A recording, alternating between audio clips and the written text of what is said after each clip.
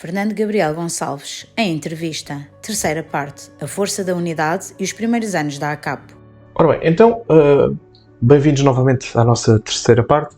Fernando, nós estamos aqui a falar da sua aproximação no ano de 1972 à APD, porque, enfim, para si, visto que teve na ONCE em 1968, sentiu mais proximidade a esta união de haver uma associação única para todas as deficiências. E encontrou aqui, portanto, mas a ONCE não é todas as deficiências, a ONCE a ONCE era nacional. Mas... E acha então que a APD, que surge em 1972, poderia vir dar resposta?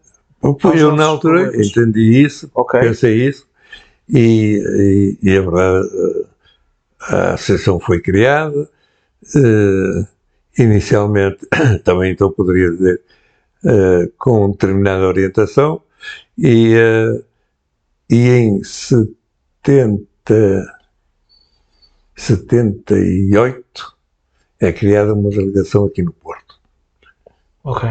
Com um indivíduo, digamos assim, da confiança. Diga-me uma coisa, havia muitas pessoas cegas na APD? Sim, sempre houve. Se calhar maioritariamente eram cegos ou não? Não era maioritariamente. Não, maioritariamente é deficiente motor. Sim. Eu sei que a data de hoje, ou pelo menos, quando a gente fala na APD, associa um bocado à deficiência motora. Mas tem surdos e tem renais e tem muita variedade de deficiência. E nessa altura também surge a ADFA, alguns em 1970. Sim, a ADFA não conheço exatamente em que data, mas surge por ali também. Por ali, por essa altura. Relativamente à APD... Tem consciência, por exemplo, em termos estatutários, em termos de organização, que a ADFA é muito parecida à CAPO? Ou não tem esta noção? Eu sei que o conceito de núcleos, delegações... Sim, tem realmente essa questão de delegações e núcleos.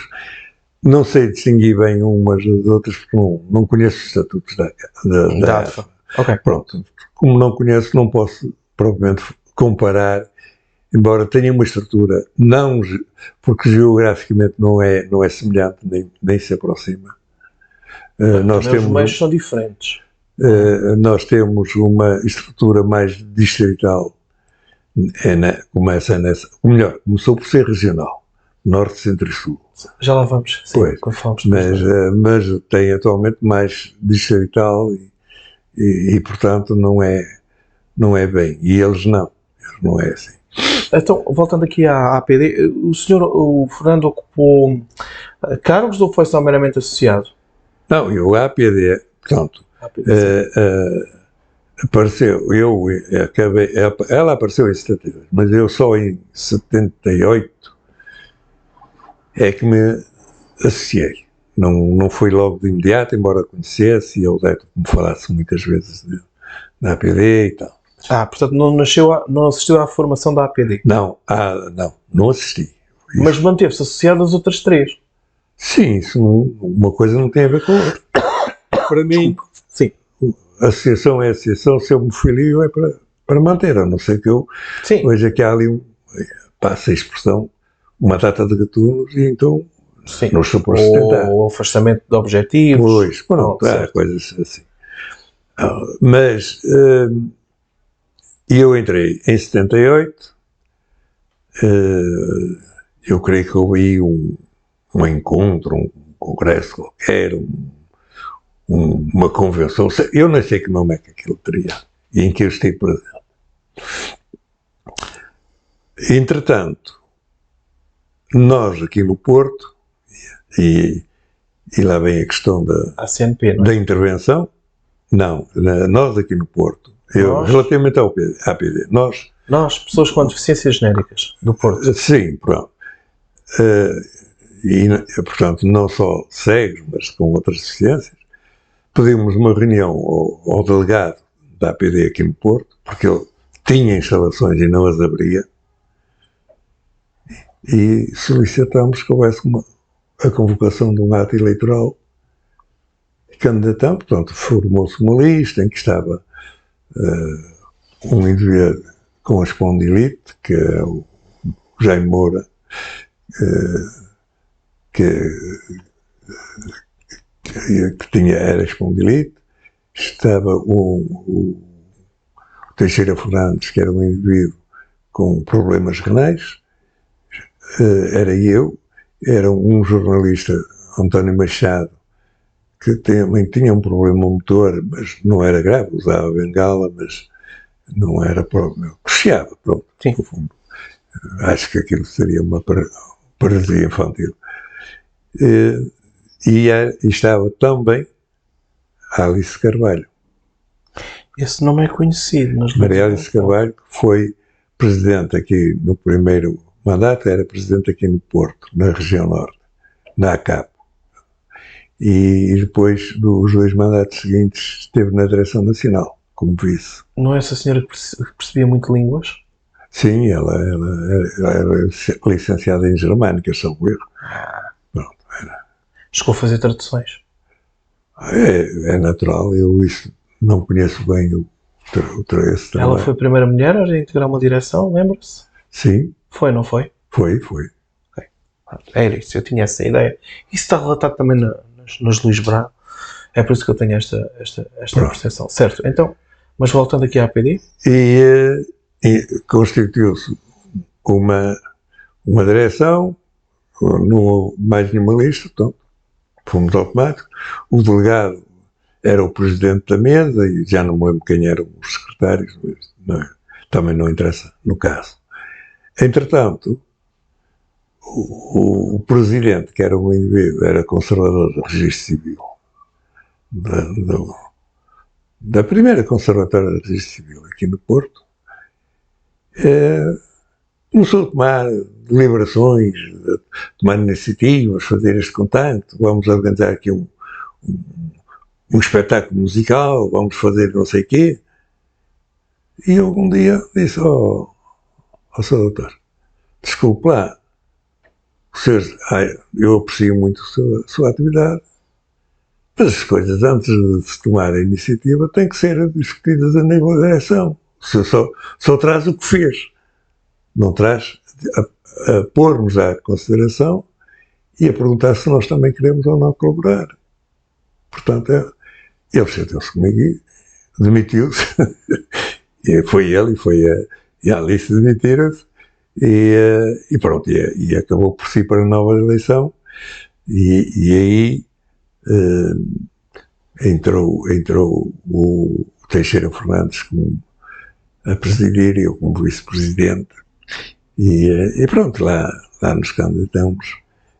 Também não me recordo muito bem, sei que o António Machado também era e tal. E lá nos fomos. A verdade é que eu, desde que me meti nessa andança, e no fundo foi a partir de 80, eu de 80 a 88 estive sempre na direção da APD aqui no Porto. Portanto, fui eu que fiz o último mandato, o último, até que eu saí de lá da direção e ficou o Adão Costa, que era um deficiente motor também, mas também era da ADFO. E foi a última vez que pertenceu à APD? Eu continuo a pertencer. Não, estou a falar de órgãos. Em termos de órgãos, Porquê? Porque, entretanto, aparece. Portanto, eu do MOAC praticamente não, eu tive conhecimento, mas não intervi nele. Uhum. No OCEP cheguei a intervir em reuniões aqui, mas este pessoal também tem um medo danado dos comunistas, parece que. Mas aqui, quando diz aqui, é a norte do país. Estou a falar a norte, sim. Mas onde é que estavam os comunistas? Era em Lisboa, é isso? Não só, eu... Está bem, eu sei que você era comunista, mas estou a falar, ou é comunista, mas estou a falar de, na altura... Pronto, mas havia sempre aquela opinião generalizada, como em criancinhas, ou pequeno almoço. Certo. Pronto. Então no norte isso é muito, muito comum. Eu sei que ainda fizemos 2 ou 3 reuniões em casa de uma senhora que era era funcionária dos Correios, tinha sido, que escreveu um livro sobre culinária. Prazeres, Dona Maria dos Prazeres, Fonseca,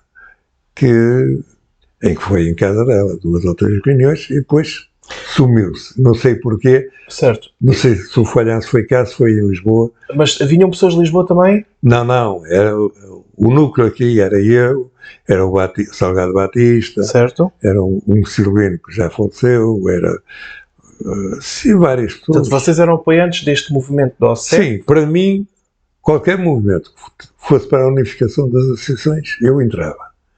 Não entrei no MOAC porque já fui um pouco mais conhecido depois já de ele ter iniciado a atividade e digamos assim, como que ter sido rejeitado, né, por muita gente, talvez pelos métodos, pronto, e agora vou pôr o termo, totalitários de alguns camaradas.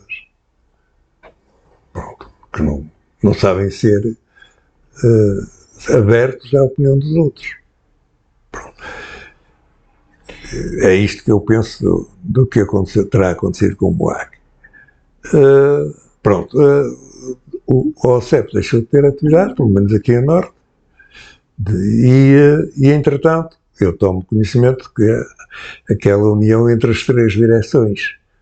87, por aí. Sim. 87, em que era o Francisco Alves na Braille. Certo.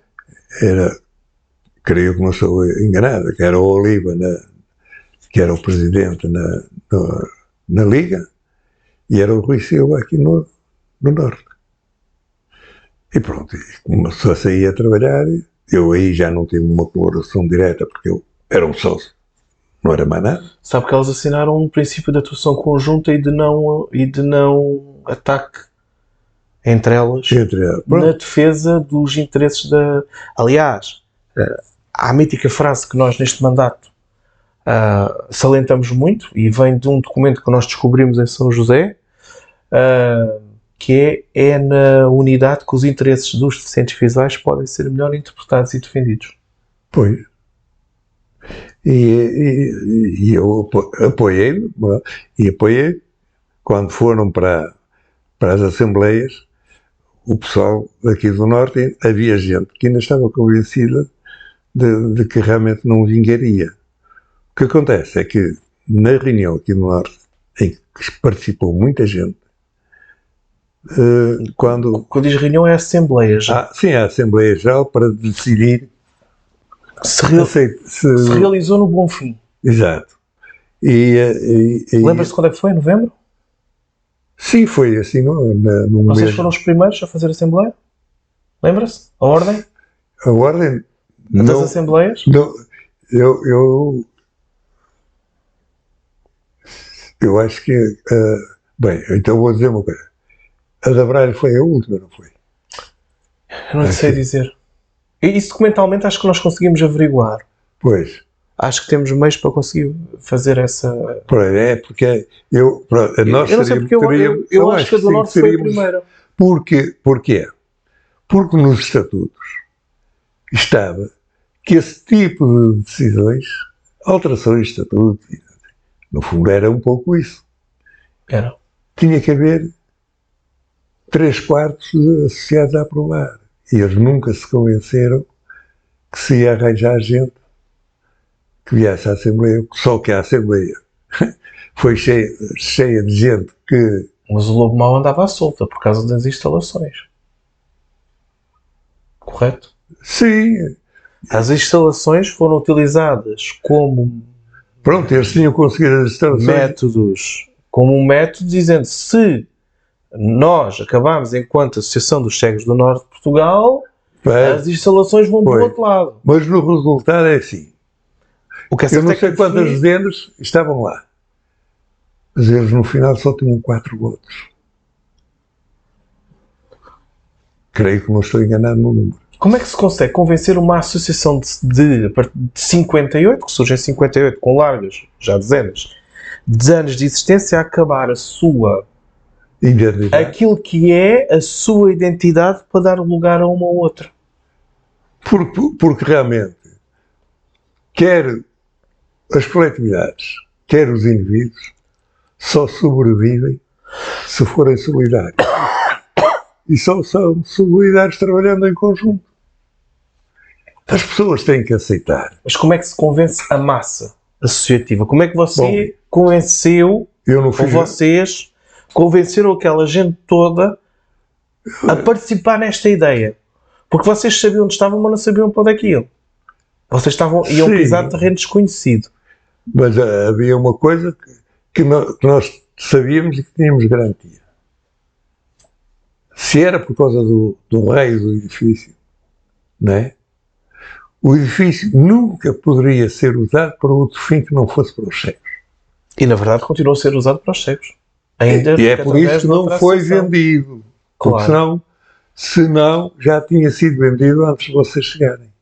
Certo. Está bem? Ou antes de nós chegarmos, vamos ficar um bloco chegar, já teria sido vendido. Porque essa direção de Arrudas e o Arruda defendia mais outra coisa. Mas o Esteves Correia dispunha-se a vender. Só que ele não pode. Porque no dia em que se queiram vender aquilo passa para a casa do gaiato. E acabou. E isso não há interesse. Acho eu. Já reparou que das 3 associações a única que tinha sede própria era o Norte. Já reparou que ao dia de hoje nas 2 cidades mais importantes a única que tem sede própria é o Porto? Sim, sim. Isso continuamos na mesma. Porque eu não sei, ou melhor, sei que as dificuldades de São José é o ser um património nacional, no fundo, ou com uma zona... difícil alteração... que não é, eles não admitem certas coisas. Exatamente, devido à antiguidade do edifício. Devido à antiguidade do edifício, não é? Sim, mas a antiguidade pode ser consolidada, a segurança do edifício pode ser consolidada, e pode-se, entretanto, alargar o espaço edificável. Ou não? Certo, mas não se esqueça de uma coisa. Construir ou reconstruir um edifício de raiz é muito mais fácil do que termos de manter a fachada principal e garantir e substituir o que está lá dentro. Mas esse foi feito aqui no Porto. A frontaria da sede mantém-se. Eu sei que, digamos, o interior foi tudo abatido, foi tudo retirado e foi construída todo o interior. Por isso é que há o desencontro do chão de certos pisos com as janelas. Acha que no futuro, em Lisboa, a ACAP ou, enfim, a associação que tiver a gerir, eu diria que será a ACAP, não se vislumbra alterações, terá alguma sede? Eu quero crer que sim. Eu sei que as obras estão pela hora da morte, não é? Como se costuma dizer. Mas eu continuo a acreditar. Acha que as pessoas com deficiência visual a nível nacional merecem ter uma sede própria? Em condições dignas? Sim, eu acho que sim. Havia, mas pronto, isso agora já passou, já desapareceu a ideia, por exemplo, Francisco Alves, era que a sede nacional não fosse São José, mas sim Santa Marta. Porque o edifício de Santa Marta tinha uma visibilidade, mesmo até ao ouvir da Avenida da Liberdade e tal, tinha uma visibilidade diferente daquela, porque aquela é encafuada numa rua estreita. Porquê que acha que ficámos mais com São José? Por ser a Luís Braille mais antiga? Não, porque São José foi comprada a ferros. Foi comprada a algures, se calhar na Assembleia em que você foi presidente. Ou pouco antes. Talvez. Ou pouco antes. Eu sei que foi algures em 94, 95, 93. Mas 93, 94... 93, 94, 95 era eu. Era você? Era. Porquê? Não se lembra disto? Eu lembro-me da compra. Eu sei que isto foi debatido, a compra. Bem, sei que foi batido na R porque está escrito na Luís Braille. E o Hortas era tesoureiro na altura. E pronto, aquilo era quatro herdeiros, 4 donos, e a ACAP não dava mais que os 40 mil. E um dos que queria que fosse mais elevado o preço era o Manel Alegre. Isto foi, pronto, a conversa. O edifício era da família dele. Era. E, entretanto, houve um deles que se chateou lá com a questão toda e vendeu a parte dele à ACAP por 10 mil. E a ACAP comprou. E a ACAP comprou. E a partir daí, os outros tiveram que ceder. Acabaram por ceder pelo mesmo preço. Ok, ficou 40 mil. Ficou por 40 mil. E lá. Mas voltando a esta conversa, a gente envolve-se aqui nas coisas, mas voltando aqui à Assembleia, aqui no Norte, veio muita gente. Veio umas largas. E vieram associados de Lisboa também, porque já... Sim, pelo menos 5. Pelo menos 5 estiveram. Agora, há um que realmente não me lembro o rei, mas sabem, também não interessa pouco. E estava aí, e eu, pronto, que era sócio de cá, mas aquilo que seríamos 60, ou talvez mais, não sei que era muita gente. No Bonfim. Na Junta de Freguesia do Bonfim. Na Junta do Bonfim. Porque realmente já se esperava assim uma concorrência grande. E lá se conseguiu, foi o Ângelo das Neves que votou contra, a Ascensão Lopes que votou contra, creio que também o Veloso Marinho, o António Marinho Veloso, também votou. E eu mais um. Não sei se o Manel Rebelo, se quem. Estamos a falar de pessoas que eu nunca ouvi falar. Bom, o Ângelo Neves era normal visual. Porque na altura eles podiam votar, é isso, pessoas? Sim, eles eram sócios efetivos. Ok, está bem. Era um método e por isso eles, a partir dali, deixaram de ter a possibilidade de serem eleitos. Sim. Mas acho que, com vista, acho que era só porque eu acho que o António Lopes já tinha morrido na altura. O António Lopes acho que já tinha morrido, senão estaria lá. Ou se esteve alguém mais com vista, seria o Falcão dos Reis, mas eu não me lembro do Falcão dos Reis, que teria mantido uma conversa, um debate muito... Lembra-se, você estava nervoso nessa Assembleia? Não estava. Estava calmo. Eu sou uma pessoa... Chegou a participar nessa Assembleia em termos de dar opinião? Isso agora não me recordo. Ok. Votar, é possível. Não é? Votei. Agora, eu sou uma pessoa que confio muito e que tem normalmente um pensamento positivo. Isso aconteceu, por exemplo, quando foi a cena da eleição da mesa neste mandato. Havia gente com medo que Rui, assim, não interessa, deixa, vota quem quiser, vamos ver, a gente vai. E eu acredito, tenho confiança que as pessoas escolhem bem. A maioria escolhe bem, é isso? Sim, para mim. Okay. Aliás, esta reunião extraordinária, há gente que quer contar as espingardas. Bom, mas eu não as conto. Eu não as conto, eu digo assim. Eu acredito que o bom senso vai imperar. Só para contextualizar a nível histórico, vai haver uma Assembleia Extraordinária da ACAP para se discutir uma questão disciplinar. Pronto. E portanto, o que estamos aqui, o que o Fernando está a dizer é que confia nas decisões das maiorias, porque por norma são decisões acertadas. Formou-se Então, a Assembleia da Associação dos Cegos Norte de Portugal foi o primeiro passo, se nós estivermos certos, foi a primeira a dar o passo. E se calhar era a mais importante. Era a mais difícil, não é? Pois, porque era aquela que criava geograficamente. Não, era como os estatutos obrigavam aos 3/4. Era aquela que tinha mais dificuldade para ser aprovada. Porque o princípio era assim, se 2/3,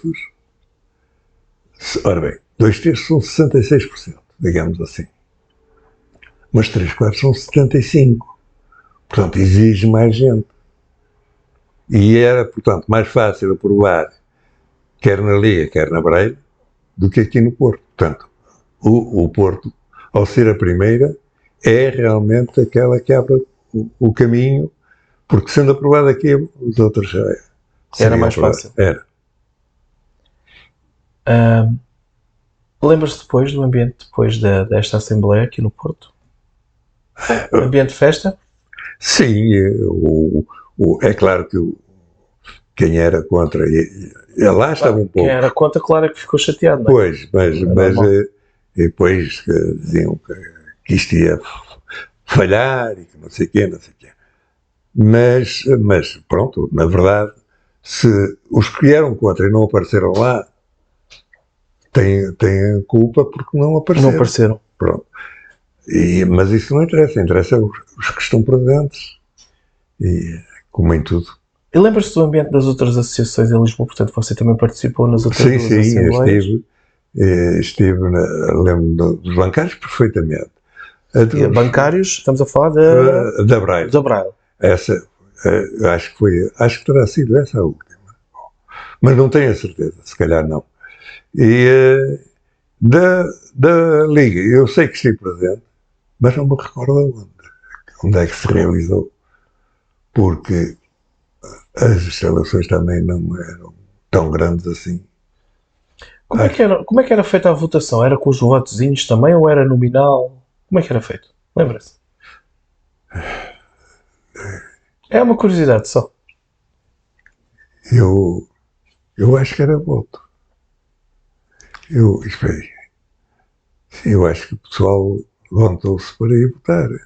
Ok. Não. Estou a pensar. Estou a tentar lembrar. Do que é que fazia? Porque se o voto foi secreto, ou se era nominal.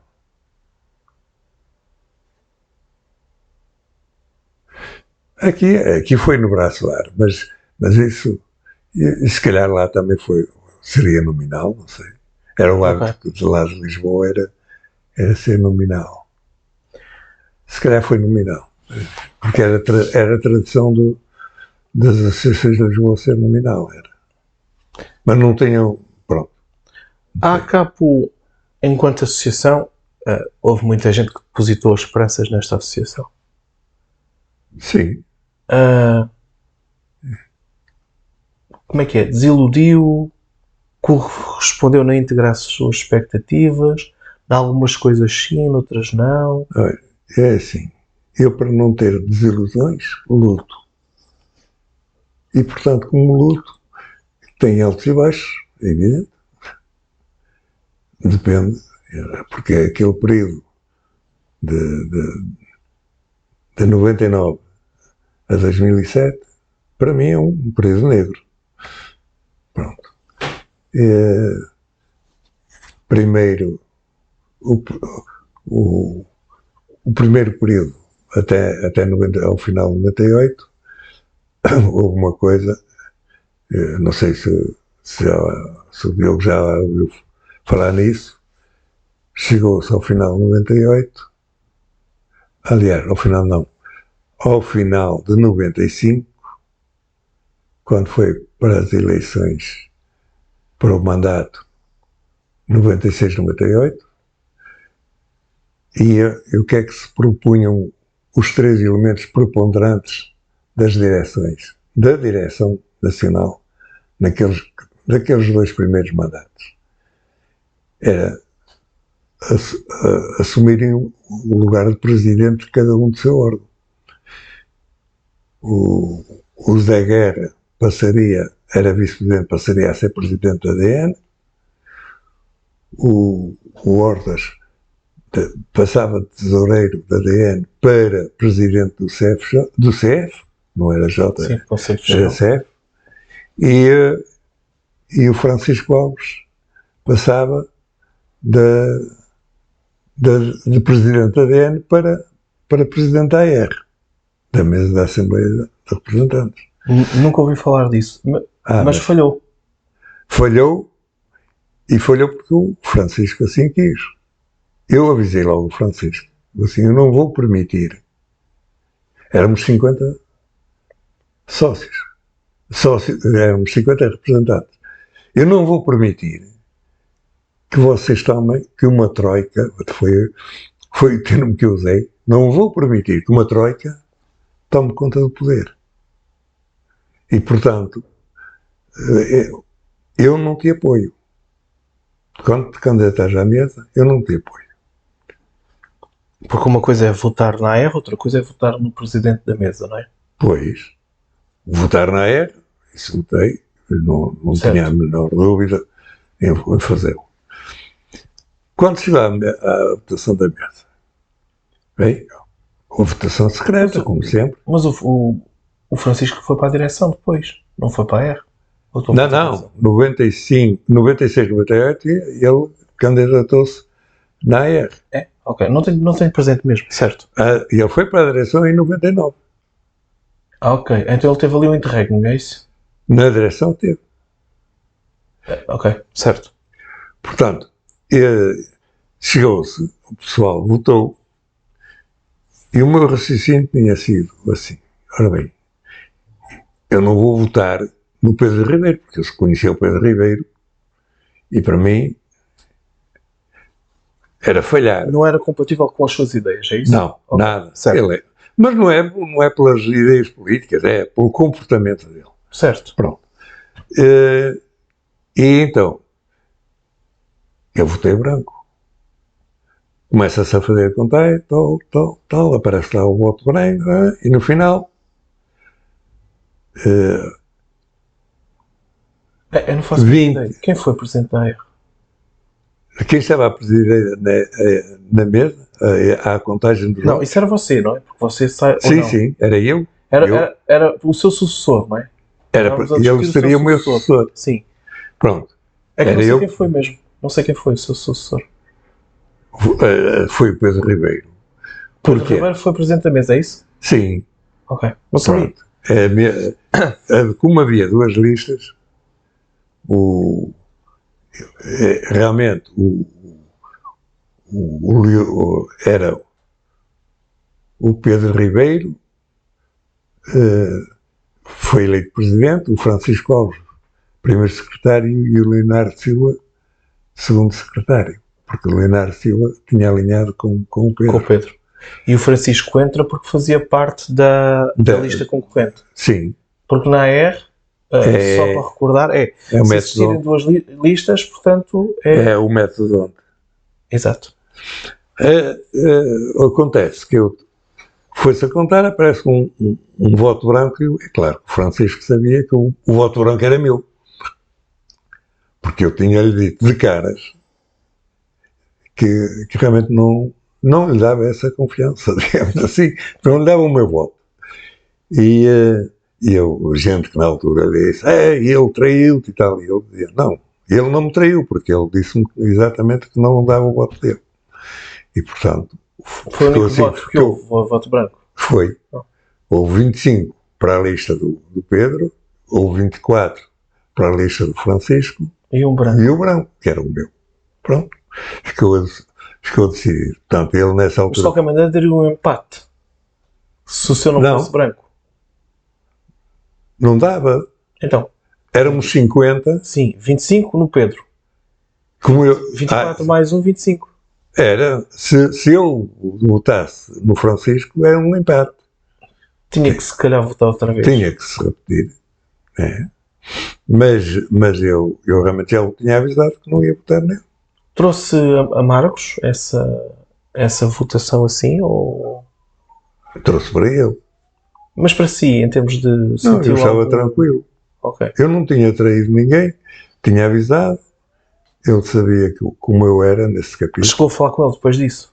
Sim, sim, e ele é que me disse que houve gente que lhe dizia que eu tinha traído e ele dizia não, ele avisou-me.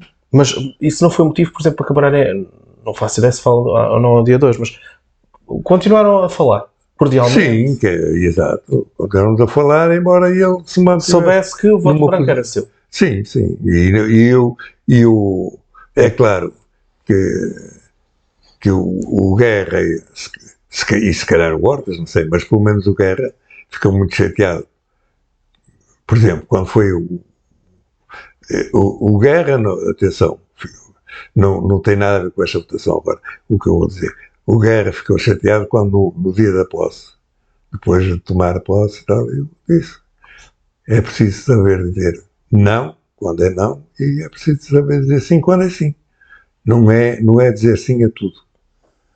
E ele saiu sem me ter cumprimentado, mas pronto, eu para mim eu não ligo essas coisas, quer dizer, na altura fiquei assim, bom, chateou-se e foi-se embora. Estava lá a Maria de Belém. Mas depois voltou a falar convosco? Eu cheguei a trabalhar com ele, até em revisão de estatuto e coisas assim. Não, Não é por haver divergências no momento que se corta comigo relações. Não. É preciso ser uma razão muitíssimo forte para eu cortar com alguém.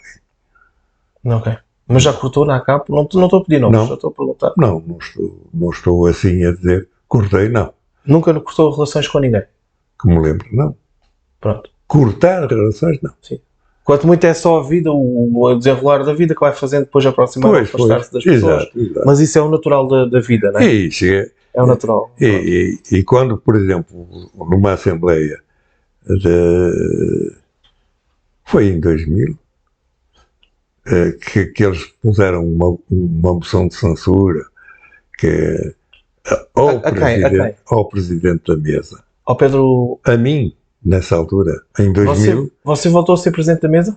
Em 2000? Eu voltei, porque... Depois de Pedro Ribeiro... No final de 99, acontece, em 99, o Valentim foi eleito para presidente da mesa, quando foi a primeira reunião. E uma das coisas era a questão dos estatutos, a revisão estatutária, tal. E ele realmente começou lá um plano de revisão e tal. Mas não me recordo qual a razão. Sei que em novembro desse ano, na Assembleia de novembro, ou foi ele que se demitiu, ou foi afastado, já não me lembro bem a situação. Pronto. E quem estava a seguir era o Fernando, é isso? Não, então, é o Pedro e o Isidro que vêm ter comigo para eu aceitar encabeçar uma lista. Dentro da própria AR, porque sim, foi, portanto é cozinhado tudo dentro da AR. Ele foi demitido, ou demitiu-se, já não me lembro como é que foi. Certo, pronto, tudo bem. E era preciso eleger uma nova mesa e vieram ter comigo. Eu não sei o que é que eles estavam a pensar, pronto. Eu disse, pode ser. Então quero escolher você. Escolha você, eu por mim, tanto faz. E eles apresentam-me a Graça e a Odete Carvalho. Graça Gerardo? E a Odete Carvalho, para serem secretários. Então, a Graça Gerardo, só para termos ideia, teve consigo em duas mares. Esteve nessa. Eu estou a falar enquanto você é presidente, para não haver confusões. Esteve nessa. Sim, e teve em 2008 ou 2009. Exato. Okay. E então, apresento-me as duas. Então, deste mandato seu de 2000, foi de 2000 quê? 2022? Foi quanto tempo é que você teve presidente da MAR no virar do milénio?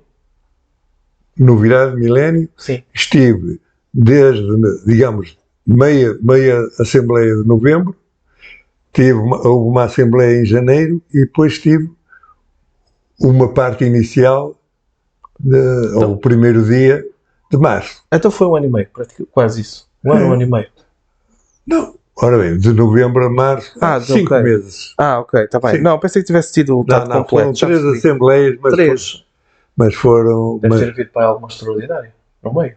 Houve a de janeiro. A de janeiro é extraordinária. Então, e depois quem veio a suceder? É o Isidro? Ou não? Não, é o Rui. Rui Nascimento. Até quando é que o Isidro entra? O Isidro entra, portanto, iria até ao final de 2001 e o Isidro entra... 2002. 2002 a 2004 e o José Fernandes 2005 a 2007. Consegue-me elencar os presidentes da Mara até agora? Ora bem, se não for, portanto, muito. Filipe Oliva no primeiro mandato, eu no segundo, Pedro mais António Gonçalves no terceiro. Este António Gonçalves, espera aí, é o tal António Gonçalves da Luís Braille? Sim, sim. Ok. Nesta mesa eu fui primeiro secretário. Ok. Porque concorri numa lista em oposição. o Pedro Ribeiro veio ter comigo para eu encabeçar uma lista. Eu disse, sim senhor, arranja lá quem tu quiseres. Tá? E candidatei-me dentro do partido. E, portanto, aqui eu vou contar isto, acho que posso contar dentro do partido, houve quem se opusesse a mim. Porque o partido também não tem nada a ver com as coisas na ACAP, digo eu. Pois, e uma delas foi o falecido, agora há pouco tempo, Sá Flores, que realmente chegou ele e outros, vieram cá ao Porto, mas ele negou-se a participar na reunião se eles estão lá dentro da reunião. Então, bom, isto é nível. Pronto. Então. E a proposta deles era expulsar-me do partido, porque eu não estava a concorrer contra um camarada. Eu disse, mas uma coisa é a capa, outra coisa é o partido. Pois, eu disse que não tinha nada a ver uma coisa com outra. E depois, em conversa particular... Mesmo as suas decisões enquanto dirigente, uma coisa é a sua questão de dirigente, outra coisa é o partido. Nunca misturei. Ok. Nunca misturei. Disso estou tranquilo. E depois expliquei ao António Gonçalves as razões.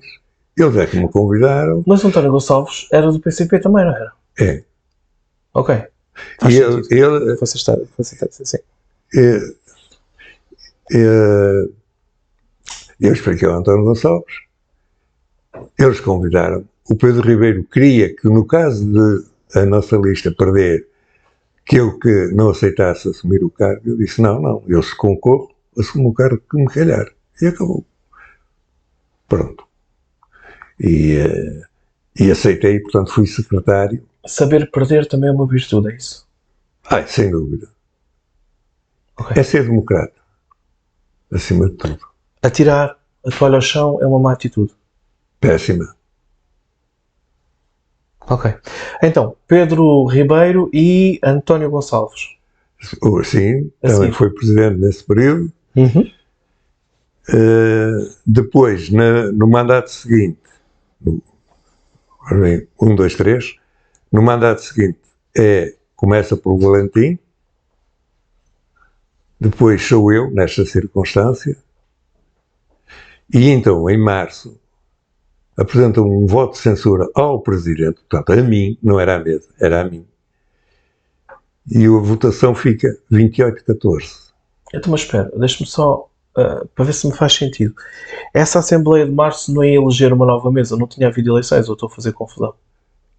Acabou por eleger, não, porque a de Março que elegeu a primeira mesa foi em 99. Então não estava a terminar? Não, em 2000 não. Não. Era 2001. Ok, certo. Ok, já percebi. Então houve uma moção de censura assim? Assim, a mim. E a votação que saiu foi 28 a favor da censura e 14 contra. Isto não me obrigava a renunciar ao cargo. Mas sendo 2 contra 1, digamos assim. Na mesa, não é? Na mesa. Portanto, eu podia me manter na mesa. Mas sendo 2 contra 1, eu decidi renunciar.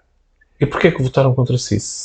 Pronto, as razões que eles evocavam, razões diziam que a moção de censura tinha sido elaborada até durante o decorrer da Assembleia, não sei o quê, não sei o quê. E o que é mentira. Porque a moção vinha impressa, recolheram assinaturas durante a viagem de caminhoneta, portanto, de Lisboa para a Tocha. Acho que foi na Tocha. E portanto, o que eles estavam a dizer era uma grande aldrabice, mas eu não me interessei. E então, no dia, há uma eleição para a nova mesa e é o Rui, a candidata-se a presidente, já não me lembro quem é mais.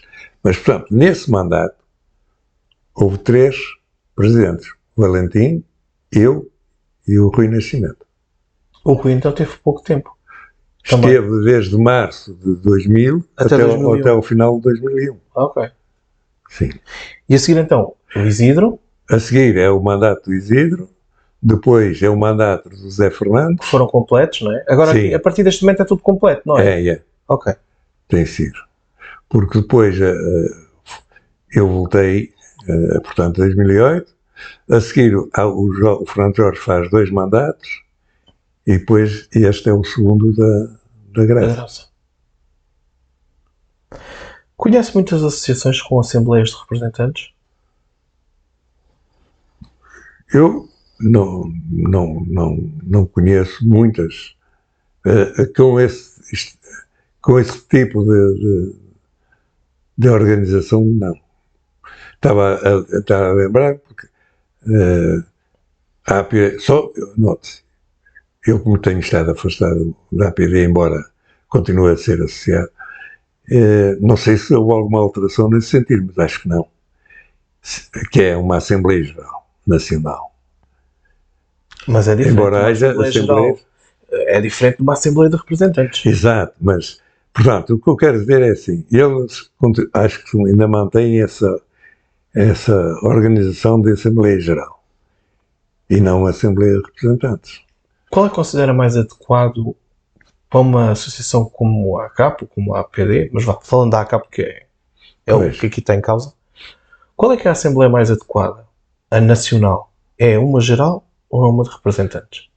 Para mim, eu acho que a de representantes é mais adequada. Para discussão, problemas e de soluções.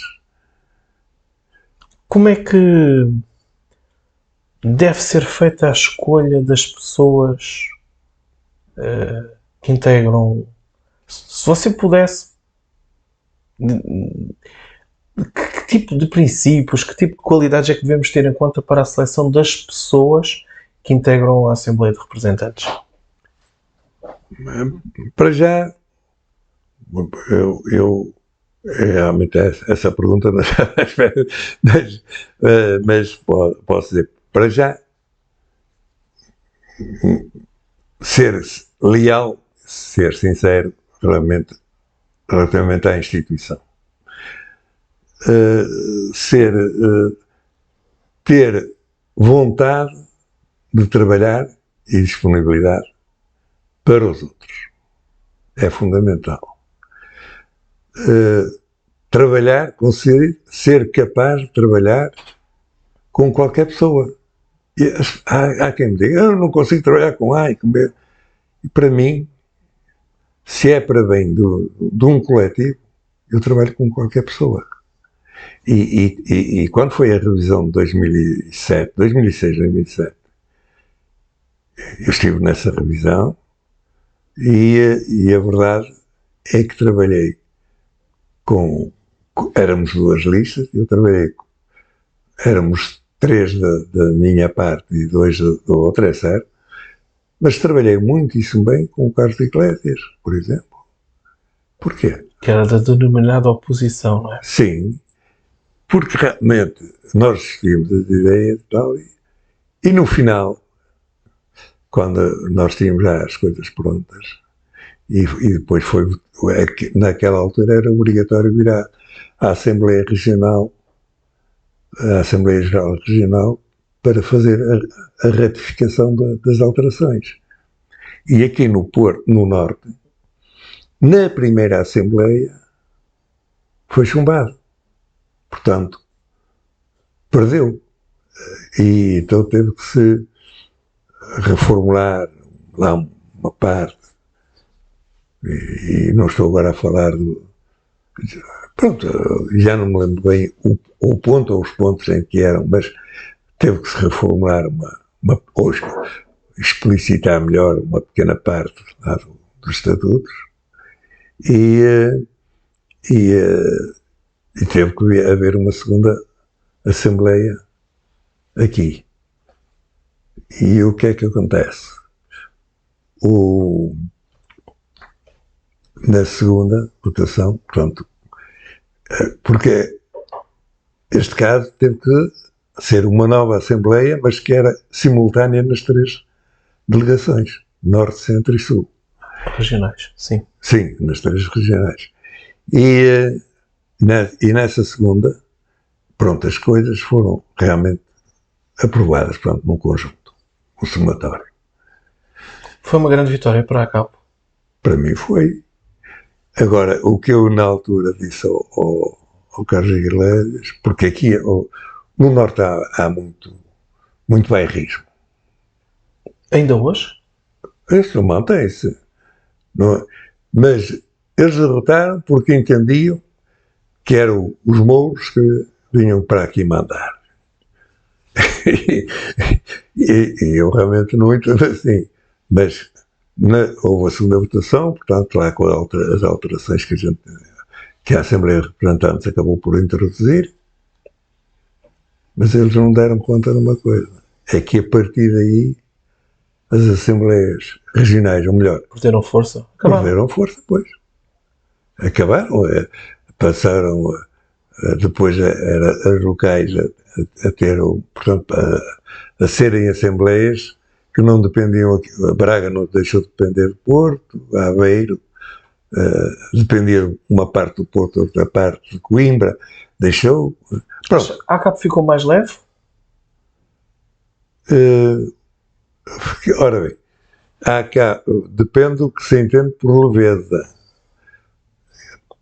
Ficou um pouco mais pesada porque exige mais gente para preencher os órgãos todos. Mas cada região... Exceto na Assembleia de Representantes, diminuiu como metade. Sim, aí diminuiu. Mas no somatório, nós temos... Eu agora não tenho de cabeça assim... 100 e tal. 150. Ou 90 e tal. Não sei. Não. Mais? Nós temos... Então, 5... Calma aí. 3. Não, calma aí. Vamos lá começar pelas delegações. Então, delegações são 10. 10 não, são mais. São mais. São. Porque há... Então, as duas insulares. E... É núcleo. Não tem autonomia. Para já. Mas como eu acredito que aquilo em breve vai passar a delegação... O futuro das delegações, ou a nível local, passa por delegações ou passa por núcleos? Aqui é... A sua opinião. Na sua opinião, o futuro da ACAP está nas delegações ou nos núcleos? Ora bem, nós estamos a ter uma experiência em Viseu, porque eu antes da constituição da delegação de Viseu, eu defendia um núcleo, digamos, que continuasse. Eu até na altura não era Viseu, era ligado a Coimbra. Guarda ligada a Coimbra. Mas o Zé Branco e o Zé Barbas é que estiveram lá em Coimbra nessa Assembleia e defenderam com unhas e dentes e conseguiram que a opção feita pela Assembleia fosse a delegação. E depois o que é que se provou? Quando se chegava a um ato eleitoral, os sócios que tinham direito e tinham cotas pagas, era 11, 12, 10, não me lembro de ter passado disto. Portanto, realmente, e não quero atribuir a culpa a ninguém, houve pouco trabalho para, eu já não digo para desenvolver e angariar sócios e o pagamento atempado das coisas, assim, grande. Agora, há um problema ali, na Guarda. O problema é que a cidade capital está num extremo do distrito, praticamente. Certo. Eu não, agora de cabeça não sei dizer quais são os que estão. Manteigas, acho que ainda está, não sei. Manteigas de Belmonte, talvez.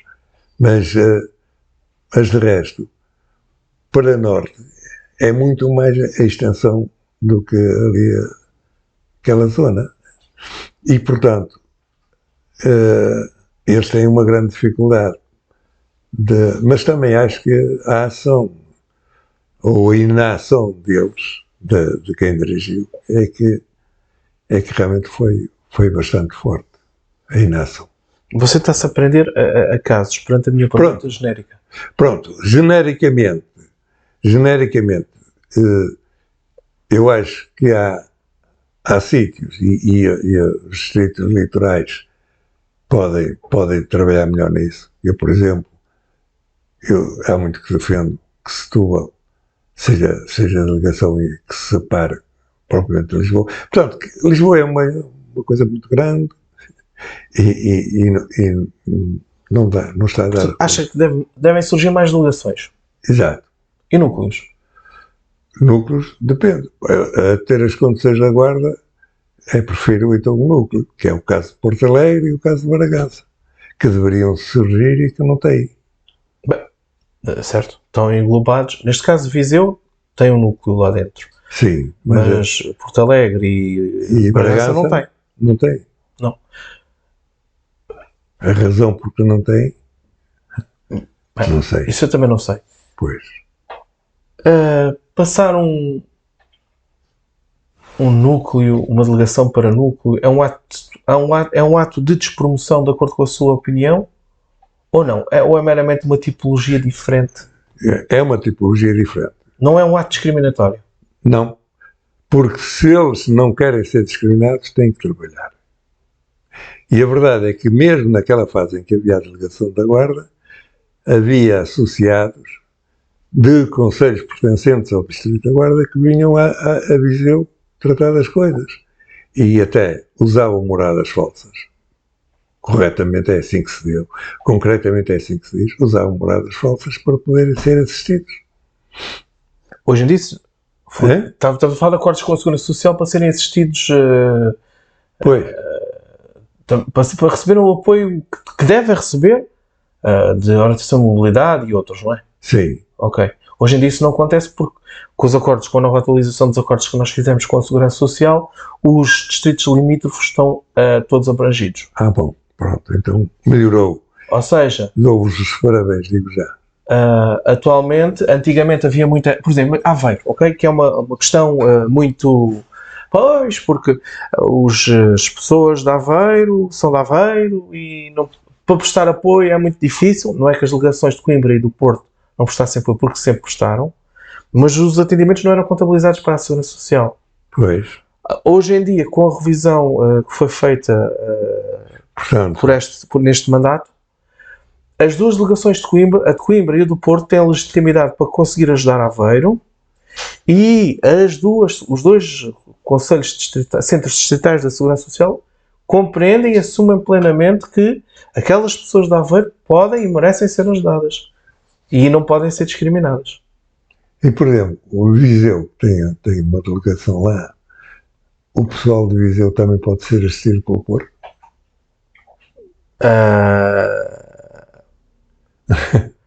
Agora estamos aqui a inverter a entrevista. Pois está bem. Não. Vou-lhe dar a minha opinião. Não deve. Sim. Porque a área de influência de uma delegação é soberana.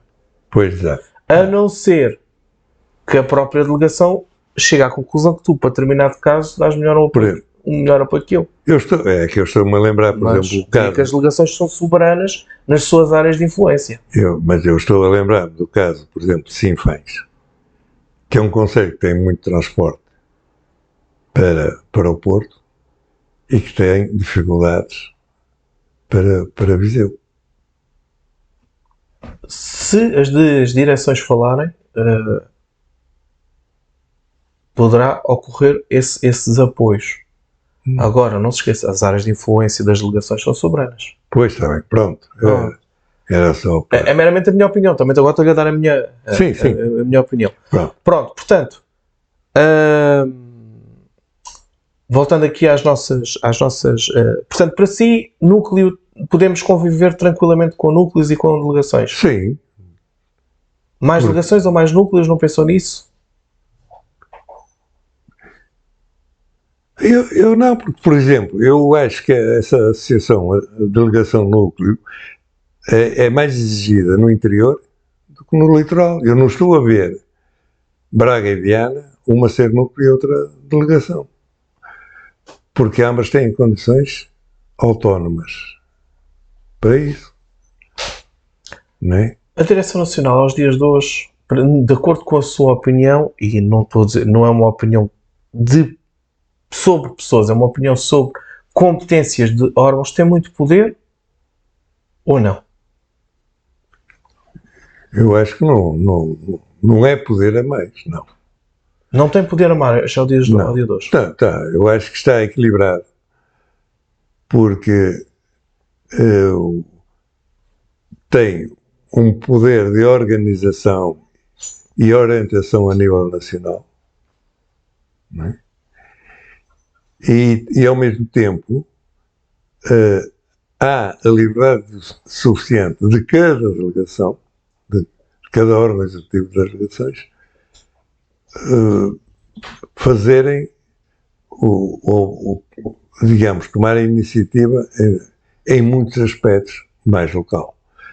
Agora, tem que haver uma coordenação e, portanto, por exemplo, não faz sentido que uma delegação na ação social ou nas atividades associativas proceda de um certo modo e a outra ao lado proceda de outro. Quer dizer, se faça esta exigência aos associados de que para participar numa atividade tem de pagar X ou Y e a associação ao lado pede mais 10 menos 10. Sim.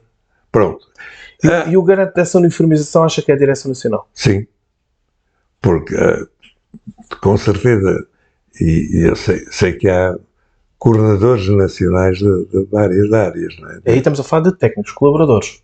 Ou estamos a falar de dirigentes? Não, colaboradores. Colaboradores. Portanto, que, sim, através deles, a Direção Nacional dá as orientações e eles devem fazê-las aplicar, digamos, aos respectivos técnicos. Não é? Essa mesma orientação. Como é que se atende Acha positivo, então, essa eu acho que sim. Eu acho que é, porque não faz sentido eu ir pedir um apoio, um determinado apoio, seja para mobilidade, seja para informática, seja para o que for, e ser atendido de uma maneira numa delegação e na outra não ser. Até que ponto Diga. Não, o problema de Viana vocês sabem, portanto não vou agora falar aqui. Pronto. Até que ponto é que a ACAPO deve assumir prejuízos para manter serviços a funcionar? Quer dizer, mas são serviços que, em princípio, são ditos que são estatais. É isso? Sim. Eu sei que é muito difícil que alguém se proponha fazer um determinado trabalho e depois, digamos, a entidade e depois o Estado passa o trabalho, mas esquece de passar uma boa parte do correspondente financiamento.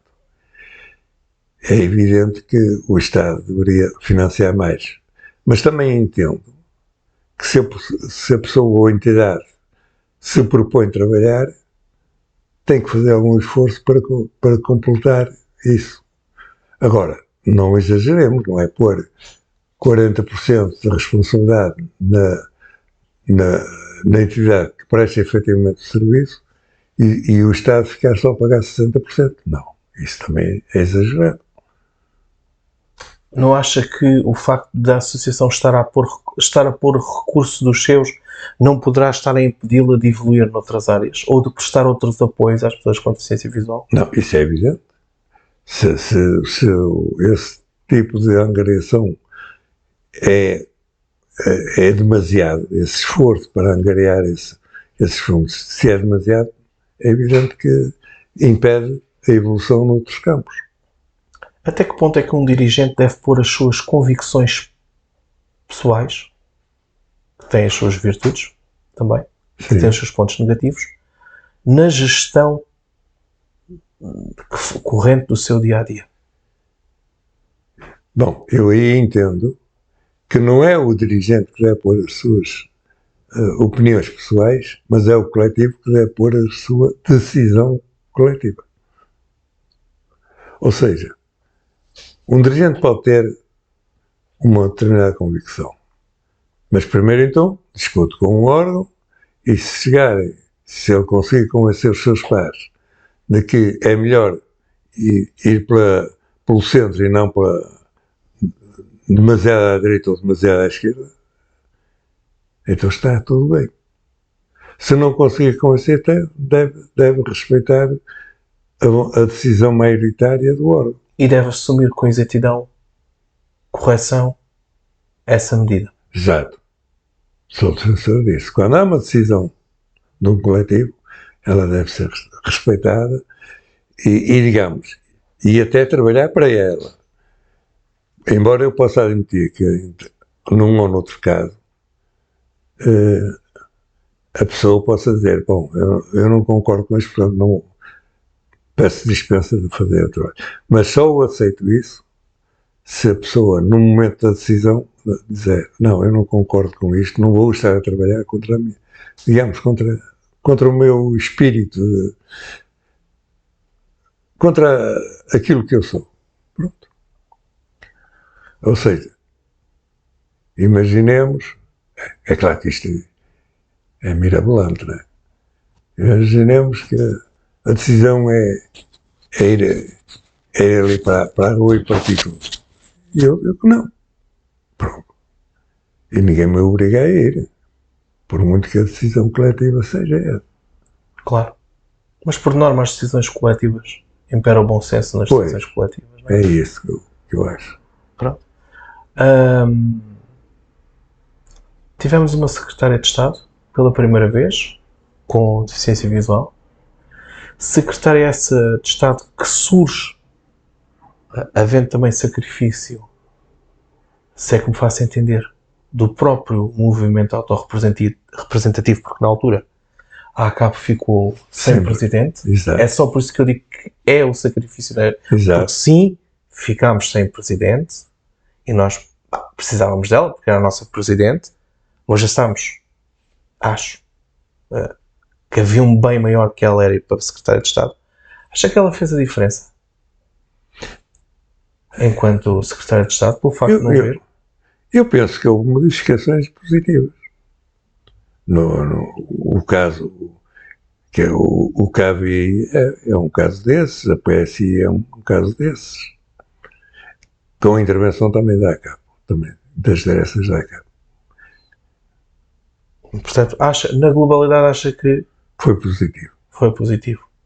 Acha que para este tipo de lugares relacionados com a deficiência, aplicando o lema nada sobre nós sem nós, que deveriam ser as pessoas com deficiência, ou que os partidos deviam incluir as pessoas com deficiência neste tipo de cargos? Ora bem, eu não entendo um cargo político embora reconheça que possa ser melhor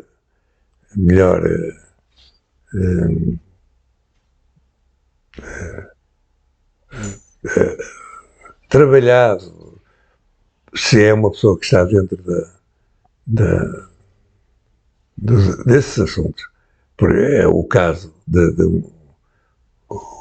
um docente ir e digamos, e porque é um deficiente visual, há gente que fica logo a pensar, pois, ela agora só vai olhar para o cego, digamos, aí, não, isto não. Acho que ela se conseguiu manter equidistante? Eu acho que sim. E manteve equilíbrio, e por esta mesma razão, eu digo, não é pelo facto da pessoa ser deficiente que esse equilíbrio é mantido. Porque uma pessoa que não tenha qualquer deficiência, mas que seja equilibrada, pode exercer o problema. Agora, um ministro só é bom, eu até costumo dizer assim, um ministro só é bom se estiver rodeado de bons conselheiros. Acha que os conselheiros têm muita influência? Tenho com certeza alguma. Porque, no momento próprio, se o ministro vai tomar uma decisão que eles, porque eu já estou a falar no conjunto dos conselheiros, que eles considerem errado, não vão deixar o ministro fazer, não vão deixar, quer dizer, não deixam de fazer o aviso das coisas. E se chegarem à conclusão de que o ministro faz aquilo que lhe muito bem lhe apetece, um dia viram costas. Okay. Não vale a pena estar lá a dar conselhos. Nós voltamos já a seguir para a última parte, em que vamos dar continuidade e concluir esta entrevista. Estamos a entrevistar o nosso associado Fernando Gabriel, do ponto de vista da terceira associação que compõe a ACAP. Estou a dizer uma mentira. Falaremos nisso na próxima parte, porque não são 3, são 4 associações. De qualquer maneira, é um ponto de vista, um de 3, que estamos aqui hoje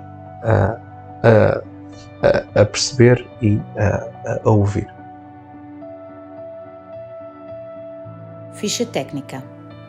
Produção e edição, ACAP, Associação dos Cegos e Ambliopes de Portugal. Data de gravação, Matosinhos, 29 de agosto de 2024.